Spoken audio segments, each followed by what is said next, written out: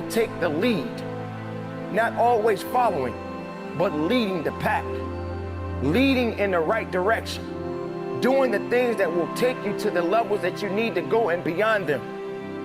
But you can't hold back anymore. Ladies and gentlemen, you got the job, but that's not enough. Don't relax, don't settle. You gotta get bigger, stronger, and faster. You gotta get better. You gotta make sure that your work ethic, getting that job is just the beginning, that's not the end. You wanna live your dreams. You are beginning a legacy. Be open to doing something completely different. Be open to admitting the possibility that you could be wrong and doing something completely different.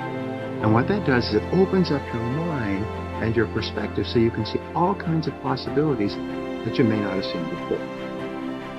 And maybe everything's okay for you and you don't need to. But if you need to make some changes, I'm telling you, you can start doing it today so that the next 2 years will be drastically different than the last 2. When you're standing on the cliff of life, you see people soaring by, you see people soaring, going to exotic places, you hear about them doing wonderful things. Maybe you look up the street and your neighbor just gets a car every year, every 2 years. Your eyes are doing it. Have you ever thought, maybe this person right here has identified their gift and is living in their gift? It says your gift will make room for you. The first 6 years of my economic life, I wound up broke. The second 6 years, I wound up rich. You say, well, the Democrats must have finally gotten power. No. It was not a political change. Here's what changed the second 6 years of my economic life. It was my philosophy that changed. The set of the sail of better thinking, correcting the errors of the past and picking up new disciplines for the future. That's all I had to do at the end of the first 6. Correct the errors of the past and then pick up some new disciplines for the future. And my total life changed. The second 6 years was totally different than the first 6 of my working life. And guess who can do that? Anybody.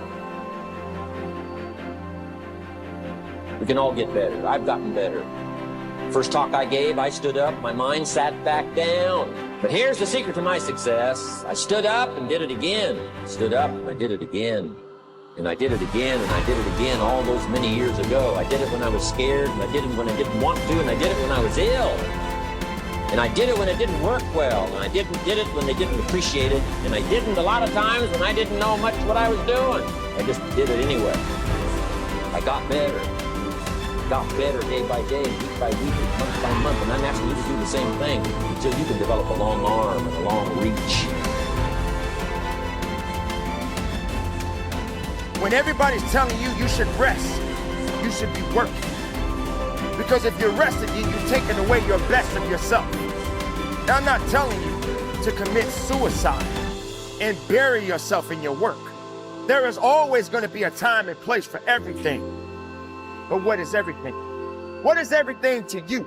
And how far are you going to give yourself for it? How much more are you willing to give it yourself?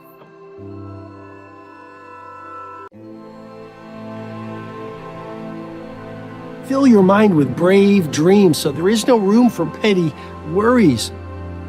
An idle mind, it's not my idea, it's a very old proverb, but the idle mind is the devil's workshop. You see, if you don't know your mighty mission, if you don't have these brave ideals that you're waking up in the morning, yes, at 5 a.m. while the world is asleep, and living your days for, if you have not found a crusade that is larger than your life, then what tends to happen is you fill the space and hours of your days with trivial and superficial pursuits. You worry about what the neighbor thinks. You misunderstand the way someone looks at you. You make everything some kind of you become an injustice collector when most people aren't even saying anything or doing anything against you. But that's what happens when you have a mind, a heart, a spirit that doesn't know a cause that's larger than yourself. And that's why a sense of meaning, whether you are a lawn cutter, a pizza maker, a coder, a manager, a leader of a nation, you've got to fill your mind and your heart with noble pursuits that speak to the angels of your higher powers. And once you start doing that, and that doesn't just mean knowing your mighty mission, it also means the people you follow on social media, the magazines, whether they're digital or terrestrial, that you read, the books you read, the people you associate with, if those people are full of inspiration and artistry, and they want to release their magic to the world, and they want to do good things, and their talk is robust and thoughtful, then that's going to lift you up. It's going to fill your whole internal ecosystem with positivity. But if you're around energy stealers and thought bandits and people who are playing victim and giving away their power to the economy or through all the disruption in the world or to their past, well, then you're going to be surrounded by powerless people who will then demean your primal glory so you too become powerless. And the key to productivity is simplicity. Don't try to do even 5 main projects, Taj Mahal worthy projects, or Sistine Chapel ceiling masterworks. Focus on one. Don't try to have 50 friends. Focus on a few good friends. Don't fill your days with so many activities. Fill them with one key work activity when you're working. It's so easy to give away your genius to digital distractions, to be checking your messages. You could be in flow state.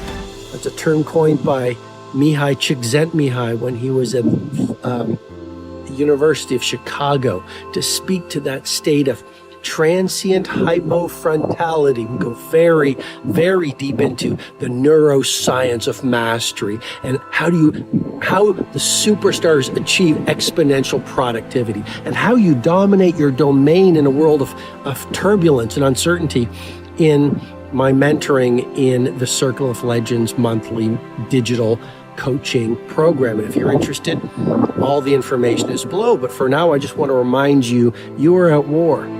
A war against distraction, interruption, and digital diversion. A lot of people are losing the best days of their finest hours, or I should say the best days of their lives, just being busy but not being productive. And that's a key point I want you to really contemplate and meditate on, which is, please don't confuse busyness with productivity. Please don't confuse movement with mastery.